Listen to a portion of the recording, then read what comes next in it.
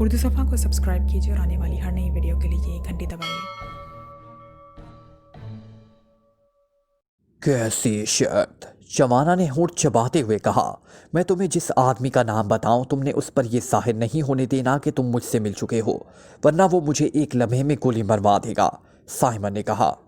ठीक है, वादा रहा कि तुम्हारा नाम दरमियान में नहीं आएगा, लेकिन मेरी भी शर्त है कि सब कुछ साफ साफ और सच बता दो।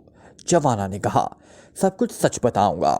सुनो, असल खेल ये है कि हुकूमत ऑस्ट्रेलिया के तहत एक सरकारी एजेंसी है जिसका नाम डार्क लाइट है। डार्क लाइट का इंचार्ज ऑस्कर है। ऑस्कर मेरा गहरा दोस्त है। डार्क लाइट को हुकूमत की तरफ से पाकिस्तान में डॉक्टर यूनुस के अगवा का मिशन दिया गया। डार्क लाइट ने इस सिलसिले में कोई लंबा और पेचीदा प्लान बनाया, क्योंकि ऑस्कर तुम्हारे मास्टर इमरान के बारे में जानता है और उससे पाकिस्तान सीक्रेट सर्विस के बारे में भी इल्म है। लेकिन हुकूमत को जल्दी थी, इसलिए उसने डार्क लाइट से ये मिशन लेकर एक और सरकारी ग्रुप को दे दिया जिसका नाम किंग ग्रुप है। इस ग्रुप के सरबराह का नाम भी किंग है। ऑस्कर को ये बात नागवार गुजरी। वो नहीं चाहता था कि किंग कामयाब हो, लेकिन वो ये भी ना चाहता था कि हुकूमत तक ये बात पहुंच जाए कि किंग के खिलाफ ऑस्कर ने काम किया है। चनाचा उसने मुझे बुलाकर बातचीत की और मैंने उससे ऑफ़र कर दी कि मैं तुम्हें फ़ोन करके डॉक्टर यूनुस के अगवा के बारे में इतला दे देता हूँ। इस इतला के बाद जाहिर है इमरान और Pakistan secret service doctor Yunus की हिफाजत करेगी और इस तरह किंग नाकाम हो जाएगा। बस इतनी सी बात थी, साइमन ने तफसील बताते हुए कहा।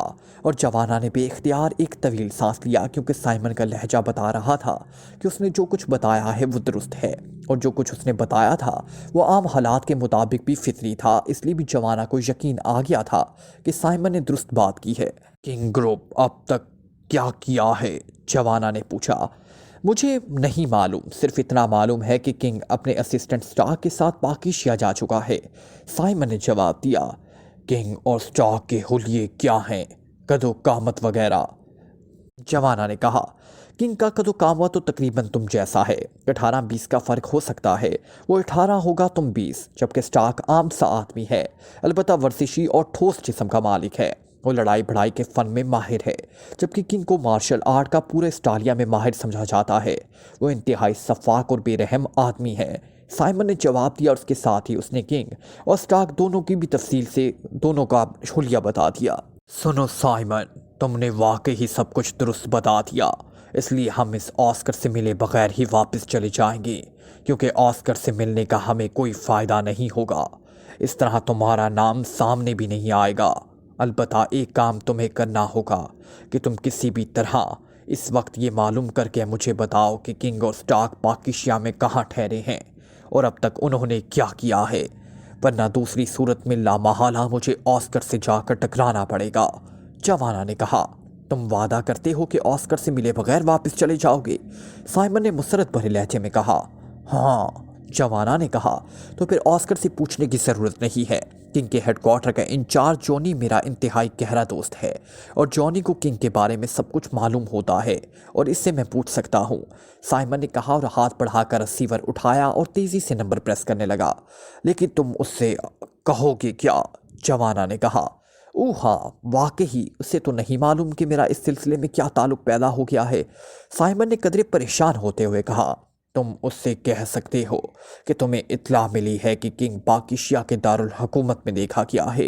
इस तरह बात आगे बढ़ा लेना, जवाना ने कहा और हाथ बढ़ाकर लाउडर का बटन भी दबा दिया। उसके साथ ही दूसरी तरफ से घंटी बजने की आवाज़ सुनाई देने लगी। चंद लम्हों बाद रिसीवर उठाए जाने की आवाज़ सुनाई दी। यस, एक सख्त सी आवाज़ सुनाई थी। साइमन बोल रहा हूँ जॉनी, साइमन ने कहा। ओ साइमन, तुम खैरियत? कैसे फ़ोन किया? दूसरी तरफ से हैरत भरे लहजे में कहा गया। तुम्हारे लिए एक ख़ास चीज़ हाथ आई है, इस चीज़ को तुम याद रखोगे, साइमन ने हंसते हुए कहा।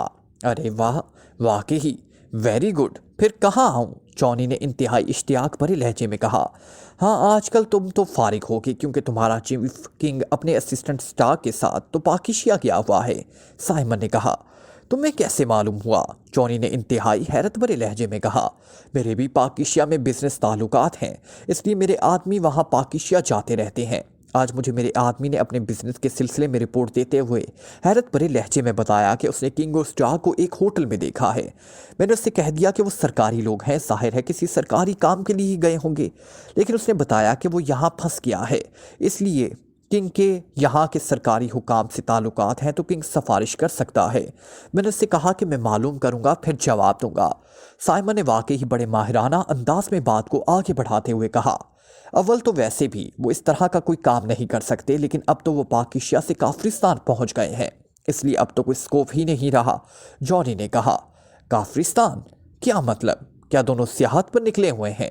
سائمن نے کہا، ارے نہیں، اب تم سے کیا چھپانا، ایک انتہائی اہم کیس تھا، ایک ڈاکٹر یونس کو وہاں سے اغوا کرنا تھا، لیکن وہاں جا کر معلوم ہوا کہ ڈاکٹر یونس تو پہلے ہی ایک ٹریفک حادثے میں ہلاک ہو چکا ہے، لیکن چیف کو یقین نہ آیا۔ اس نے چھان بین کی تو پتہ چلا کہ واقعی ایک ڈرامہ تھا، ڈاکٹر یونس کافرستان پہنچ چکا ہے۔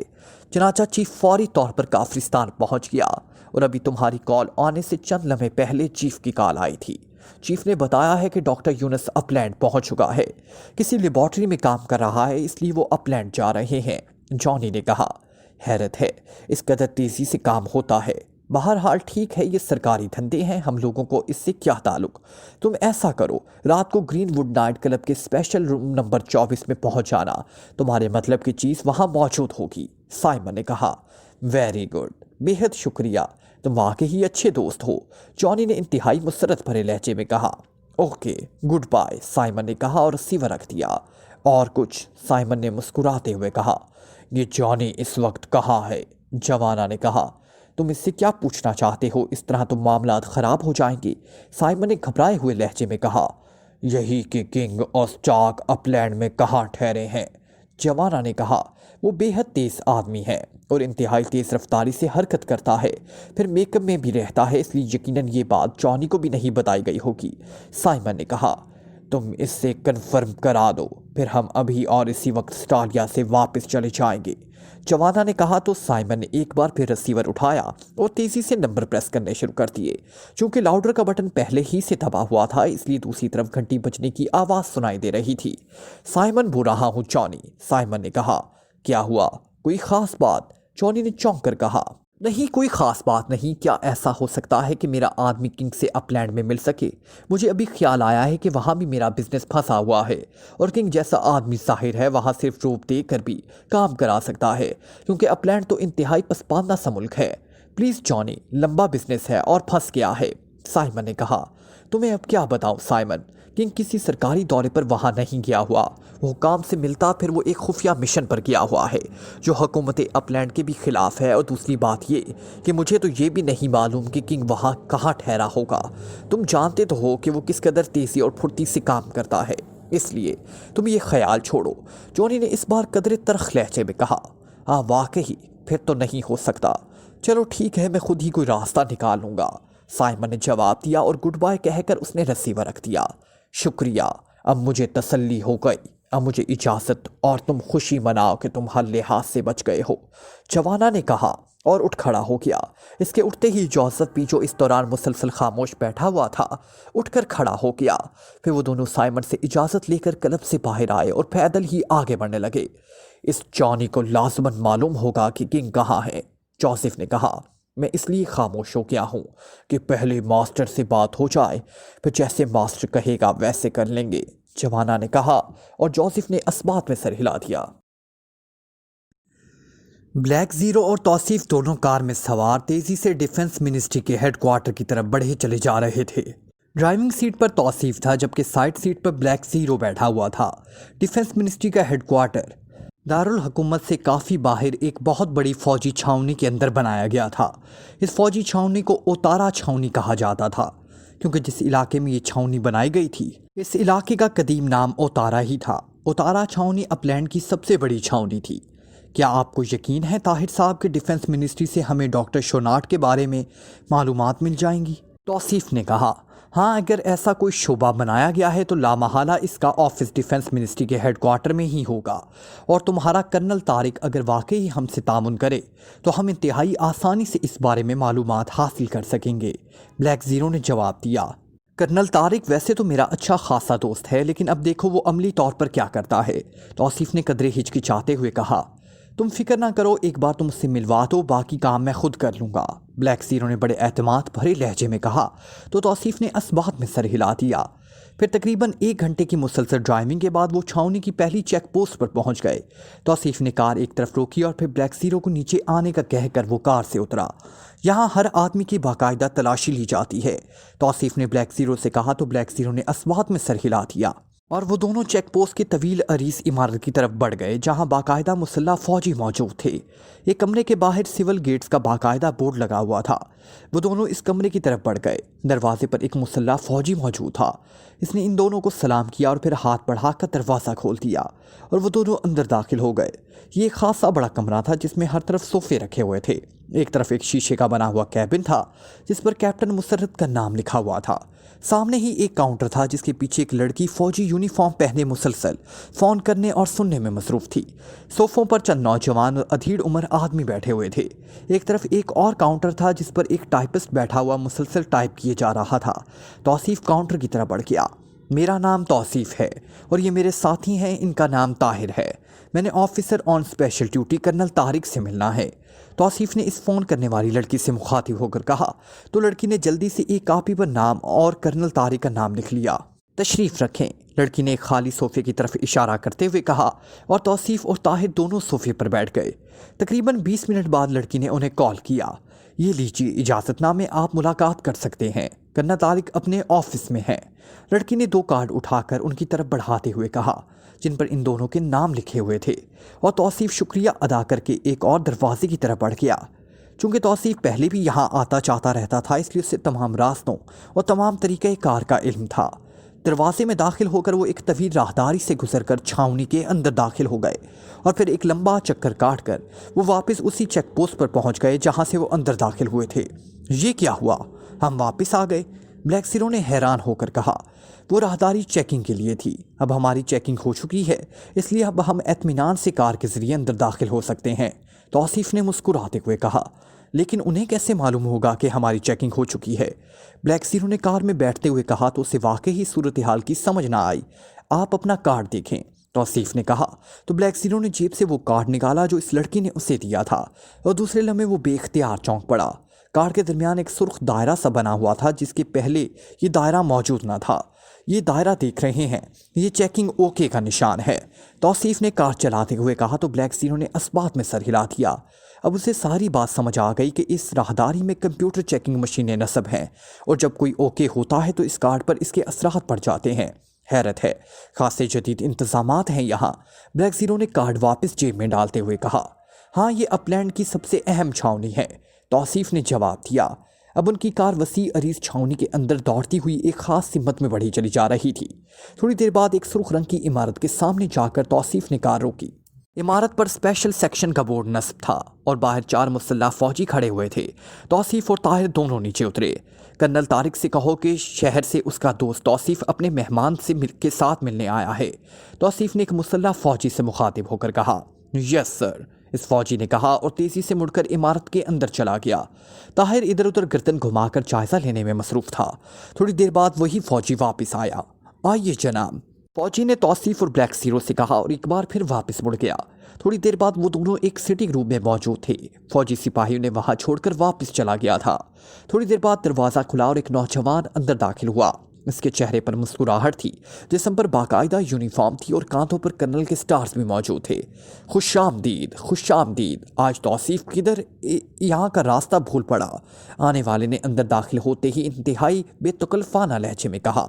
تم جیسے کھٹور سے ملنے مجھے خود ہی آنا پڑتا ہے، تم نے تو کبھی چکر نہیں لگایا۔ ان سے ملو، یہ میرے دوست ہیں طاہر، اور طاہر یہ میرا دوست کرنل طارق عرف کرنل رنگین ہے، توصیف نے ہنستے ہوئے کہا اور دونوں کا تعارف کراتے ہوئے ایک دوسرے کو ملوایا۔ صرف رنگین یا ملٹی کلر بھی ہیں؟ بلیک زیرو نے مسکراتے ہوئے کہا تو توصیف اور طارق دونوں بھی اختیار ہنس پڑے اور پھر مصافحہ کر کے رسمی فکروں کی ادائیگی کے بعد وہ کرسیوں پر بیٹھ گئے۔ چند لمحوں بعد ایک فوجی سپاہی نے مشروبات کے 3 ڈبے جن میں स्ट्रॉ मौजूद थे, लाकर उनके सामने रख दिए। आज लगता है तुम्हें कोई खास काम पड़ गया है जो शहला से बिछड़कर इधर आ निकले हो, वरना तो ना तुम शहला से अलहदा होते हो और ना शहला तुमसे। कर्नल तारिक ने हंसते हुए कहा, वो अलहदा करने वाली चीज़ ही नहीं है और काम वाकई ही था। मेरे ये दोस्त ताहिर साइंसदान भी हैं और कार्बन के एक रिसर्च लेबॉर्ट्री में काम करते हैं। उन्हें मालूम हुआ है कि यहाँ डॉक्टर शोनार्ड मौजूद हैं जो बैनुल अक़वामी शोहरत के साइंसदान हैं। इसलिए ताहिर ने कहा कि किसी न किसी तरह उनसे मिला जाए, इसलिए मैं उन्हें तुम्हारे पास ले आया हूँ। तौसीफ ने कहा, डॉक्टर शोनार्ड, लेकिन उनका छावनी में क्या काम? यहाँ तो साइंसदानों के लिए कोई लेबॉर्ट्री मौजूद नहीं है। कर्नल तारिक ने हैरत भरे लहजे में कहा, यहाँ डिफेंस मिनिस्ट्री हेडक्वार्टर में एक नया खुफिया शोबा एडवांस साइंस रिसर्च कायम किया गया है जिसका इंचार्ज डॉक्टर शोनार्ड है और यहाँ उनका ऑफिस भी है। ब्लैक ज़ीरो ने कहा, मेरे नोटिस में तो नहीं है, बहरहाल मैं मालूम करता हूँ। कर्नल तारिक ने कहा और सामने पड़े हुए फ़ोन का रिसीवर उठाकर उसने 2 नंबर प्रेस कर दिए। Yes sir. दूसरी तरफ से आने वाली हल्की सी इस आवाज़ साथ बैठे हुए ब्लैक ज़ीरो के कानों में पड़ी। डिफेंस हेडक्वार्टर के कर्नल अहमद से बात कराओ मेरी, कर्नल तारिक ने कहा और रिसीवर रख दिया। चंद लम्हों बाद फ़ोन की घंटी बज उठी और कर्नल तारिक ने रिसीवर उठा दिया। सर, कर्नल अहमद से बात करें, दूसरी तरफ से कहा गया। हेलो। चंद लम्हों बाद एक भारी सी आवाज़ सुनाई दी। हेलो कर्नल अहमद, मैं कर्नल तारिक बोल रहा हूँ स्पेशल सेक्शन से। डिफेंस हेडक्वार्टर में कोई नया शोबा कायम हुआ है एडवांस साइंस रिसर्च का। इसका इंचार्ज डॉक्टर शोनार्ड है। मेरा एक दोस्त उससे मिलना चाहता है, क्या ये मुलाकात हो सकती है? कर्नल तारिक ने कहा, तुम्हें किसने बताया है कि ये शोबा कायम हुआ है? दूसरी तरफ से कहा गया, क्या मतलब भाई? तो कह तो रहा हूँ कि मेरा दोस्त डॉक्टर शोनार्ड से मिलना चाहता है, इसलिए बताया है। और किसने बताया है? और तुमने पहले तो इस किस्म की बात कभी नहीं की। कर्नल तारिक ने हैरत भरे लहजे में कहा, क्या वो वाकई ही तुम्हारा दोस्त है? दूसरी तरफ से कहा गया, हाँ मेरा इंतहाई गहरा दोस्त है। क्यों, क्या बात है? कर्नल तारिक ने कहा, अगर तुम्हारे दोस्त की बात ना होती तो तुम्हारे इस दोस्त को अभी हथकड़ी लग जाती, क्योंकि ये शोबा टॉप सीक्रेट है। कर्नल अहमद ने जवाब दिया तो कर्नल तारिक बेइख्तियार चौंक पड़ा। Top secret? मगर क्यों? कर्नल तारिक ने कहा, टॉप सीक्रेट तो बगैर किसी क्यों के टॉप सीक्रेट ही होता है। कर्नल अहमद ने जवाब दिया, ओह चलो, शोबा टॉप सीक्रेट होगा। मेरे दोस्त ने शोबे का अचार नहीं डालना। डॉक्टर शोनार्ड तो टॉप सीक्रेट नहीं होगा, उससे तो मुलाकात हो सकती है। कर्नल तारिक ने इस बार गुस्सेले लहजे में कहा, मुझे तुम्हारी आदत मालूम है, जितना इनकार करूंगा तुम्हारा गुस्सा बढ़ता जाएगा और तुम ये समझोगे कि तुम्हारी तौहीन हो रही है। तो सुनो और अपने दोस्त को भी बता देना कि आइंदा वो किसी के सामने इसका नाम ना ले। हुकूमत अपलैंड ने एक खुफिया लेबॉर्ट्री कायम की है। इसके लिए सरकारी फंड्स के इस्तेमाल के लिए एक फर्जी शोबा कायम किया गया है जिसका इंचार्ज डॉक्टर शोनार्ड को बनाया गया है, जबकि फिल हकीकत ना ही ऐसा शोबा है और ना उसका ऑफिस और ना डॉक्टर शोनार्ड यहाँ काम करता है। वो तो स्वीडन में है, अक़वाम मुत्तहिदा के तहत किसी लेबॉर्ट्री में काम कर रहा है। यहाँ सिर्फ उसका नाम इस्तेमाल किया गया है क्योंकि उसने वादा किया है कि वो महीने में 1 आध चक्कर यहाँ लगा लिया करेगा। इसलिए अपने दोस्त से कह दो कि वो डॉक्टर शोनार्ड से नहीं मिल सकता और ना ही आइंदा ये नाम किसी के सामने ले। कर्नल अहमद ने पूरी तफसील बताते हुए कहा। चूंकि ब्लैक ज़ीरो के कान इस तरफ लग गए थे और कर्नल अहमद की आवाज़ भी तेज़ थी, इसलिए उसकी बातें उसके कानों तक बराबर पहुँच रही थी। ओके, ठीक है, शुक्रिया, कर्नल तारिक ने कहा और रिसीवर रखकर उसने एक तवील सांस लिया। मुझे अफसोस है मिस्टर ताहिर, डॉक्टर शोनार्ड से मुलाकात की किसी को इजाज़त नहीं है। सरकारी तौर पर उसकी इंतहाई सख्त ममानियत है। मैं माजरत ख़्वाह हूँ, कर्नल तारिक ने कहा। मगर क्यों, उसके आखिर क्या वजह है? तौसीफ ने हैरत भरे लहजे में, कदरे बिगड़े हुए लहजे में भी कहा। जाहिर है वो कुछ फासले पर बैठा हुआ था, इसलिए वो कर्नल अहमद की गुफ्तगू सुन रहा था। कोई बात नहीं तौसीफ, हुकूमती कामों में हमें दखल देने की क्या ज़रूरत है? और फिर वैसे भी उनसे सिर्फ मुलाकात करना चाहता था, वरना मेरा कोई काम तो उनसे है नहीं। ब्लैक ज़ीरो ने तौसीफ से मुखातिब होकर कहा, आप इस तौसीफ से बहरहाल कहीं ज़्यादा समझदार हैं, वरना इससे मेरी जान ना छोड़नी थी और झाड़ के कांटे की तरह चिमट जाना था। कर्नल तारिक ने कहा, ये कर्नल अहमद साहब क्या मुस्तकिल तौर पर यहाँ छावनी के अंदर ही रहते हैं? ब्लैक ज़ीरो ने कहा, हाँ, छावनी के अंदर मिलिट्री ऑफिसर्स कॉलोनी है, मैं भी वहीं रहता हूँ और कर्नल अहमद भी, बल्कि कर्नल अहमद मेरा तकरीबन हमसाया है, 2 कोठियाँ छोड़कर उसकी कोठी है।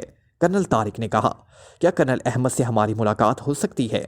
ब्लैक ज़ीरो ने कहा, हाँ हो तो सकती है, लेकिन क्यों? आप इससे क्यों मिलना चाहते हैं? कर्नल तारिक ने हैरत भरे लहजे में कहा, अगर आपको कोई एतराज़ है तो नहीं मिलते, मैं तो वैसे ही मुलाकात के लिए बात कर रहा हूँ। ब्लैक ज़ीरो ने मुस्कुराते हुए जवाब दिया, अरे आप तो नाराज़ हो गए हैं।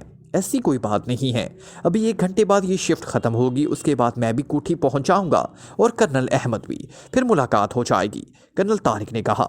لیکن 1 گھنٹے تک آپ کو بھی مصروف رکھنا زیادتی ہے، میرا خیال ہے ہمیں واپس چلنا چاہیے، بلیک زیرو نے کہا۔ وہ ایسی کوئی بات نہیں، بلکہ دوپہر کی چائے آپ میرے گھر پیئیں گے، میں آپ کو ابھی بھجوا دیتا ہوں کوٹھی، میں کام نپٹا کر آ جاؤں گا، کرنل طارق نے کہا اور اس کے ساتھ ہی اٹھ کھڑا ہو گیا۔ میں اردلی کو بھیج رہا ہوں، کرنل طارق نے کہا اور تیزی سے واپس مڑ کر کمرے سے باہر نکل گیا۔ کیا ہوا طاہر صاحب؟ کرنل احمد سے مل کر آپ کیا کریں گے؟ توصیف نے حیران ہو کر کہا۔ میں نے کرنل احمد کی گفتگو سن لی ہے، ظاہر ہے، آہستہ سے طاہر نے کہا اور پھر اس نے ساری بات توصیف کو بتا دی۔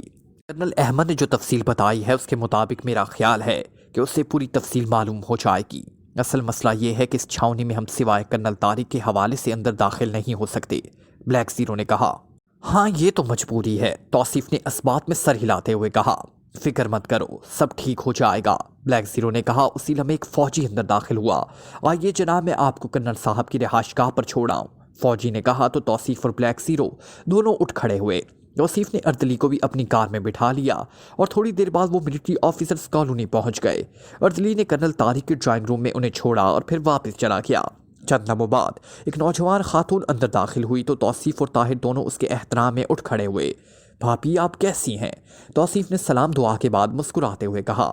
تم اپنی سناؤ، آج کیسے بھول پڑے ادھر؟ عورت نے جو کرنل طارق کی بیوی تھی مسکراتے ہوئے کہا۔ یہ میرے دوست ہیں طاہر، یہ کسی سے ملاقات چاہتے تھے اس لیے کرنل طارق سے ملے۔ وہ آدمی تو نہ مل سکا لیکن کرنل طارق نے کہا کہ چائے اکٹھے پیئیں گے اور پھر وہ ہمیں واپسی کی اجازت دے گا، اس لیے یہاں آ گئے۔ توصیف نے کہا تو بیگم کرنل طارق مسکرا دی۔ اوکے، میں چائے بھجواتی ہوں، بیگم نے اٹھتے ہوئے کہا۔ ارے نہیں، کرنل طارق آ جائے تو پھر پیئیں گے، توصیف نے کہا تو وہ عورت سر ہلاتی ہوئی واپس چلی گئی اور پھر 1 گھنٹے بعد کرنل طارق بھی آ گیا اور انہوں نے اکٹھے چائے پی۔ اس کے بعد کرنل طارق نے ملازم کو بھیج کر معلوم کرایا کہ کرنل احمد آیا ہے یا نہیں۔ ملازم نے آ کر بتایا کرنل احمد گھر آ چکے ہیں، آئیے آپ کو ملوا لاؤں ورنہ دیر ہو گئی تو پھر وہ سو جائے گا، کرنل طارق نے کہا اور اٹھ کھڑا ہوا۔ توصیف اور طاہر بھی کھڑے ہو گئے اور پھر تھوڑی دیر بعد وہ کرنل احمد کی کوٹھی پر پہنچ گئے۔ ان کے ملازم نے ان تینوں کو ڈرائنگ روم میں بٹھایا۔ چند لمحوں بعد ایک لمبا تڑنگا آدمی اندر داخل ہوا، یہ کرنل احمد تھا۔ پھر تعارف کے بعد وہ بیٹھ گئے اور ملازم نے مشروبات لا کر رکھ دیے۔ تم نے بڑی مہربانی کی کہ اپنے دوستوں کو میرے پاس بھی لے آئے اور میری بھی ان سے ملاقات ہو گئی، کرنل احمد نے بڑی خوش اخلاقی سے کہا، لیکن بلیک زیرو نے صاف محسوس کر لیا کہ اس کی یہ خوش اخلاقی مصنوعی ہے۔ کرنل احمد آپ سے ملاقات کی ایک خاص وجہ ہے، طاہر نے کرنل احمد سے مخاطب ہو کر کہا۔ وجہ؟ کیا مطلب؟ میں سمجھا نہیں، کیسی وجہ؟ کرنل احمد نے چونک کر حیرت بھرے لہجے میں کہا۔ وجہ یہ ہے کہ کرنل احمد کے آپ جیسے اصول پسند آدمی اب دنیا میں خال و خال ہی رہ گئے ہیں، اس لیے مجھے ایسے آدمیوں سے ملاقات کر کے بے حد خوشی ہوتی ہے جو آج ابھی اصولوں کے دامن تھامے ہوئے ہیں، طاہر نے مسکراتے ہوئے جواب دیا تو کرنل احمد کا ستا ہوا چہرہ بے اختیار کھل اٹھا اور اس کے ساتھ ساتھ کرنل طارق اور توصیف بھی ہنس پڑے۔ آپ نے تو اس انداز میں بات کی کہ میں ڈر گیا کہ نہ جانے کون سی وجہ آپ بتائیں گے، لیکن آپ نے کس طرح اندازہ لگا لیا کہ میں اصول پسند ہوں جبکہ میری آپ سے ملاقات پہلی بار ہوئی ہے، کرنل احمد نے ہنستے ہوئے کہا۔ جس طرح آپ نے ایک ٹاپ سیکرٹ کو ٹاپ سیکرٹ ہی رکھا اور کرنل طارق کو بھی مروت نہیں کیا اور صاف جواب دے دیا، اس سے ظاہر ہوتا ہے کہ آپ واقعی اصول پسند انسان ہیں، ورنہ آپ جانتے ہیں کہ دوستی اور مروت میں آدمی کیا کچھ نہیں کر جاتا۔ بلیک زیرو نے مسکراتے ہوئے کہا تو کرنل احمد کا چہرہ مسکراہٹ سے روشن سا ہو گیا، اس کی آنکھوں میں چمک آ گئی۔ آپ کی مہربانی کہ آپ مجھے ایسا سمجھتے ہیں، لیکن یہ بات درست ہے کہ میں اصول کی خلاف ورزی کسی صورت بھی نہیں کرتا، کرنل احمد نے جواب دیتے ہوئے کہا۔ کیا ایسا نہیں ہو سکتا کہ آپ دونوں کرنل حضرات آج رات کا کھانا ہمارے ساتھ کسی ہوٹل میں کھائیں؟ ایک پرخلوص دعوت ہے اور مجھے یقین ہے کہ آپ یہ پرخلوص دعوت ٹھکرائیں گے نہیں، بلیک زیرو نے کہا۔ بھائی میں تو معذرت خواہ ہوں، اس لیے کہ رات کو میری اسپیشل ڈیوٹی ہوتی ہے، کرنل طارق نے فوراً ہی معذرت کرتے ہوئے کہا۔ آپ کیا کہتے ہیں کرنل احمد؟ بلیک زیرو نے مسکراتے ہوئے کہا۔ جب کرنل طارق ہی نہیں جا رہے تو پھر میں کیسے جا سکتا ہوں؟ کرنل طارق کے حوالے سے تو آپ سے ملاقات ہوئی ہے، کرنل احمد نے جواب دیتے ہوئے کہا، لیکن اس کے لہجے سے محسوس ہوتا تھا کہ وہ دل ہی دل میں یہ نیم رضامند ہے۔ ارے یہ کیا بات ہوئی کرنل احمد؟ یہ توصیف میرا اس قدر گہرا دوست ہے کہ تم تصور بھی نہیں کر سکتے۔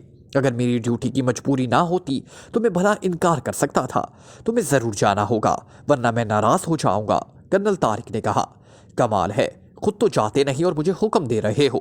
कर्नल अहमद ने हंसते हुए कहा, इसलिए कि कोई और तो दावत पर जाएगा, वरना साफ इनकार जाहिर है, बुरी बात है। कर्नल तारिक ने कहा, ओके ठीक है, मैं तुम्हारी भी नुमाइंदगी कर दूंगा और तुम्हारे हिस्से का खाना भी खाऊंगा। कर्नल अहमद ने हंसते हुए कहा, आपका खाना दारुल हुकूमत के किस होटल का पसंद है, वहीं का प्रोग्राम बना लेते हैं। ब्लैक ज़ीरो ने कहा, राजहंस होटल का खाना मुझे बेहद पसंद है। कर्नल अहमद ने कहा, नया होटल है शायद, मैंने तो इसका नाम नहीं सुना। तौसीफ ने हैरान होते हुए कहा, अरे इसका मतलब शोबरा होटल है, उसके ऊपर एक बड़ा सा राजहंस बना हुआ है, इसलिए उसे राजहंस होटल ही कहता है। कर्नल तारिक ने जवाब देते हुए कहा तो सब बेख्तियार हंस पड़े। ओके ठीक है, फिर रात का खाना आपका शोबरा में हमारे ज़िम्मे रहा, हम वहीं आपका इस्तकबाल करेंगे। किस वक्त आप आसानी से पहुंच सकते हैं? ताहिर ने कहा, रात 8 बजे वहाँ डिनर शुरू हो जाता है और 11 बजे तक चलता रहता है, मैं 9 बजे पहुँच जाऊँगा। कर्नल अहमद ने कहा और ताहिर और तौसीफ दोनों इसकी दावत की कबूलियत पर इसका शुक्रिया अदा किया और फिर वो वापस कर्नल तारिक की रिहाइशगाह पर पहुँचे और उससे खुदा हाफिज कहकर वो छावनी से बाहर आ गए। वहाँ शुबरा में हमें क्या करना होगा ताहिर साहब? तौसीफ ने कहा, शुबरा में खाना खाने के बाद तुम पहले उठकर चले जाना और रास्ते में किसी जगह पिकनिक कर लेना। फिर जैसे ही कर्नल अहमद वहाँ पहुँचे तो तुमने उसे बेहोश करके हेडक्वार्टर पहुँचा देना है। इस तरह हम पर शुबा ख़त्म हो जाएगा और कर्नल अहमद से हम मुकम्मल मालूमात भी हासिल कर लेंगे। ब्लैक ज़ीरो ने कहा तो तौसीफ ने असबात में सर हिला दिए। इमरान अपने फ्लैट में मौजूद था। चूंकि ब्लैक ज़ीरो अपलैंड गया हुआ था और जोसेफ और जवाना ऑस्ट्रेलिया, इसलिए इमरान अपना ज़्यादा वक्त फ्लैट में ही गुजारता था। दानिश मंजिल के फ़ोन का सिलसिला भी इसने अपने फ्लैट के खसूसी कमरे के स्पेशल फ़ोन से जोड़ लिया था और सुलेमान के साथ इस सिलसिले में बाकायदा कोड तय थे कि अगर इमरान के पास कोई मौजूद हो और स्पेशल फ़ोन पर कॉल आ जाए तो सुलेमान क्या कहेगा। इस वक्त इमरान सिटिंग रूम में बैठा टीवी पर वीसीआर की मदद से एक दस्तावेजी फिल्म देखने में मसरूफ़ था। ये दस्तावेजी फिल्म अपलैंड के बारे में थी और इमरान ने सर सुल्तान से कहकर खसूसी तौर पर अपलैंड के सफारत खाने से उसे हासिल किया था। इस दस्तावेजी फिल्म में अपलैंड में वाक़या पहाड़ी इलाकों के बारे में तफसीलात मौजूद थी और इमरान को यकीन था कि अगर हुकूमत काफरिस्तान ने अपलैंड के साथ मिलकर वाकई ही वहाँ कोई लेबॉर्ट्री कायम की है तो लामहला ये किसी पहाड़ी इलाके में ही बनाई गई होगी। इसलिए वो चाहता था कि इन पहाड़ी इलाकों को तफसीली मुशाहिदा पहले से ही कर ले। वो फिल्म देखने में मसरूफ़ था कि अचानक सुलेमान अंदर दाखिल हुआ। उसके हाथ में कार्डलेस फ़ोन था, स्पेशल कॉल। सुलेमान ने कार्डलेस फ़ोन जिसका ताल्लुक खसूसी कमरे के स्पेशल फ़ोन के साथ था इमरान की तरफ बढ़ाते हुए कहा। इमरान ने मेज़ पर पड़े हुए रिमोट कंट्रोल की मदद से टीवी ऑफ किया और फिर रिसीवर सुलेमान के हाथ से ले लिया। एक्स्ट्रो इमरान ने फ़ोन ऑन करते ही मखसूस लहजे में कहा, जूलिया बोल रही हूँ बॉस। दूसरी तरफ से जूलिया की मौतबाना आवाज़ सुनाई थी। यस, क्या रिपोर्ट है? डॉक्टर यूनुस के मुलाजिम के सिलसिले में इमरान ने खुद ही वजाहत तलब करते हुए कहा, मैं और सफदर वहाँ गए। हमने जूलिया ने कहना शुरू किया, तमहीद में वक्त मत ज़ाया किया करो, नतीजा बताओ। मेरे पास इतना वक्त नहीं होता। इमरान ने इंतहाई सर्द लहजे में कहा, सॉरी सर, हमारी इंक्वायरी के सिलसिले में इतना पता चला है कि एक गैर मुल्की उसकी मौत से कबल कोठी में देखा गया और हमने इस गैर मुल्की को ट्रेस कर लिया है। इसका नाम स्टार्क है और वो अपने एक साथी किंग के साथ होटल इंटरकॉन्टिनेंटल में ठहरा हुआ था। दोनों ऑस्ट्रेलिया से बतौर सियाह यहाँ आए और सिर्फ 2 रोज़ ठहर कर यहाँ से काफरिस्तान चले गए। जूलिया ने जवाब दिया, कैसे मालूम हुआ कि वो काफरिस्तान गए हैं? इमरान ने होंठ चबाते हुए कहा, हमने एयरपोर्ट से मालूमात हासिल की, वहाँ काफरिस्तान जाने वाले मुसाफिरों की लिस्ट भी इन दोनों में के नाम मौजूद थे। जूलिया ने जवाब दिया, उनके हुलिये क्या थे और क्या वो उन्हीं नामों और हुलियों से काफरिस्तान गए हैं? इमरान ने पूछा। यस सर, उन्हीं नामों और हुलियों से ऑस्ट्रेलिया से यहाँ आए हैं क्योंकि उनके पासपोर्ट्स के अंदराज कंप्यूटर में मौजूद थे और इन्हीं नामों और हुलियों से होटल में ठहरे और फिर उन्हीं नामों और हुलियों से वो काफरिस्तान गए हैं। जूलिया ने जवाब दिया, उसके साथ ही हुलिये भी बता दिए। उनसे होटल में कौन कौन मिलने आता रहा है? इमरान ने पूछा। ना ही उनसे कोई मिलने आया और ना ही कोई फ़ोन कॉल आई। डायरेक्ट नंबर भी हर कमरे में मौजूद है, इसका रिकॉर्ड एक्सचेंज में नहीं होता। जूलिया ने जवाब देते हुए कहा। ओके ठीक है, इमरान ने कहा और बटन ऑफ करके उसने फ़ोन पीस मेज़ पर रख दिया। ऑस्ट्रेलिया से किंग और स्टार्क, इमरान ने बड़बड़ाते हुए कहा और फिर मेज़ में रखे हुए फ़ोन का रिसीवर उठाकर उसने तेज़ी से नंबर डायल करने शुरू कर दिए। Yes, inquiry please. राब्ता कायम होते ही दूसरी तरफ से एक आवाज़ सुनाई थी, स्टालिया का नंबर बता दें और वहाँ के दारुल हुकूमत गार्शिया का नंबर भी मुझे बता दें। इमरान ने कहा तो चंद लम्हों की खामोशी के बाद उसे नंबर बता दिए गए। इमरान ने कॉरिडोर दबाया और फिर हाथ उठाकर जब टोन आ गई तो इमरान ने एक बार फिर नंबर डायल करने शुरू कर दिए। Inquiry please. इस बार स्टॉलिया ज़बान में जवाब मिला, स्टॉलिया कारपोरेशन का नंबर दें। इमरान ने उसी ज़बान और लहजे में जवाब दिया तो दूसरी तरफ से नंबर बता दिया गया। इमरान ने एक बार फिर कॉरिडोर दबाया और नंबर डायल करने शुरू कर दिए। मैडम गार्थिया से बात कराएं, मैं पाकिशिया से अली इमरान बोल रहा हूँ। इमरान ने कहा, पाकिशिया से? ओ अच्छा, होल्ड ऑन करें। दूसरी तरफ से इंतहाई हैरत भरे लहजे में कहा गया और इमरान बेख्तियार मुस्कुरा दिया। हैरो गार्थिया बोल रही हूँ। चंद लम्हों बाद एक नुस्वानी आवाज़ सुनाई दी। लहजे में हैरत के तासुर नुमाया थे। क्या मुझे मलकाए हुसन लेडी गार्थिया से हम कलाम होने का शर्फ हासिल हो रहा है? इमरान ने अपने असल लहजे में कहा, अरे अरे, अब पहचान गई हूँ तुम्हें, नॉटी बॉय इमरान। पूरी दुनिया में सिर्फ ही तुम ही तो हो जो मुझसे इस तरह का तंज तुम मुझ पर कर सकते हो। दूसरी तरफ से हंसते हुए कहा गया, ये तंज नहीं, हकीकत है, और हकीकत का इजहार हम मछली लोग कर ही देते हैं। इमरान ने मुस्कुराते हुए कहा, इस तारीफ़ का शुक्रिया। अब कम अज़ कम मेरे 1-2 माह इस गलत फहमी में गुजर जाएंगे कि मुझे इस उम्र में भी मलकाए हुसन कहने वाला कोई मौजूद है। गार्थिया ने हंसते हुए कहा, यूं कहें कि सच बोलने वाला कोई तो है। इमरान ने जवाब दिया तो गार्थिया बेख्तियार कहका मारकर हंस पड़ी। अच्छा, अब बताओ कि कैसे कॉल की है? ज़रूर स्टालिया में किसी मुजरिम ग्रुप के बारे में मालूम करना होगा तुम्हें। गार्थिया ने हंसते हुए कहा, और आपके अलावा इन मुजरिमों को और कौन जानता है? इमरान ने कहा तो गार्थिया बेख्तियार हंस पड़ी। सारी उम्र जो इनके दरमियान गुजरी है, वो लोग किसके बारे में मालूम करना है? गार्थिया ने कहा, 2 आदमी स्टालिया से पाकिशिया आए हैं। उनमें से एक का नाम किंग और दूसरे का नाम स्टार्क है। मेरा मतलब है कागजात की रूह से वो यहाँ एक होटल में ठहरे हैं और इन्होंने यहाँ के एक मरहूम साइंसदान के मुलाजिम को हलाक किया और फिर यहाँ से वापस स्टालिया जाने की बजाय काफरिस्तान चले गए और उनके बारे में मालूम करना था। इमरान ने कहा, क्या ये नाम दुरुस्त है? गार्थिया ने कहा, कुछ नहीं कहा जा सकता। हो सकता है कि फ़र्ज़ी कागजात और फ़र्ज़ी नामों से आए हों। वैसे तो उनके हलिये भी मुझे मालूम है, लेकिन हुलिये तो तब्दील किए जा सकते हैं और हो सकता है कि असल भी हों, क्योंकि उनके ख्याल के मुताबिक यहाँ उनका कोई वाकिफ़ भी नहीं हो सकता। इमरान ने कहा, क्या हुलिये हैं? तुम बताओ तो सही, हो सकता है कि हुलिये वाकई असल ही हों। गार्थिया ने कहा तो इमरान ने जूलिया के बताए हुए हुलियों की तफसील बता दी। ठीक है, मैं समझ गई हूँ, नाम भी असल हैं और हुलिये भी, लेकिन इनका ताल्लुक मुजरिमों से नहीं बल्कि हुकूमत स्टालिया से है। आमतौर पर यह किंग ग्रुप कहलाता है, सरकारी एजेंसी है और किंग इस एजेंसी का चीफ है। गार्थिया ने जवाब देते हुए कहा, क्या उनके ये हुलिये असल हैं? इमरान ने कहा, हाँ, और ये किंग इंतहाई खौफनाक लड़ाका भी है और इंतहाई तेज़ रफ्तारी से काम करने का आदी भी है। गार्थिया ने जवाब देते हुए कहा, इस एजेंसी, मेरा मतलब है इस किंग ग्रुप का सरकारी तौर पर क्या दायरा कार है? इमरान ने पूछा। Like, comment, share, press the bell icon.